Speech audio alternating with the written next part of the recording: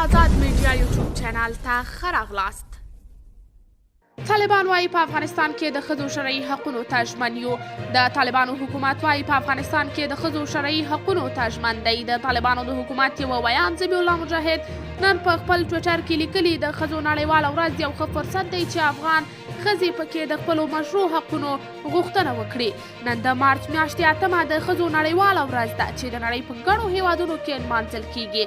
د بشري حقونو رعایت په ځانګړي ډول د ښځو او نجونو حقونو ته درناوی د لویدیځ له عمده غوښتنو څخه دی چې د طالبانو حکومت د رسمیت پیژندنې لپاره مطرح کړي دي. د بشري حقونو بنسټونو په وار وار د نجونو او ښځو پر وړاندې د طالبانو پر چلند انتقاد کړی دی. له دې ډلې د بشري حقونو د څار نړیوال سازمان پرون دوشنبه په یوه راپور کې وویل په افغانستان کې د طالبانو تر ولکې لاندې ښځینه خبریالانې له سختو فشارونو سره مخامخ دي. قدرمنو لیدونکو، تاسې د دې موضوع په هکله څه نظر لرئ؟ په دې اړوند خپل نظریات راسره په کمنټ کې شریک، ویډیو لایک او چینل سبسکرایب کړئ.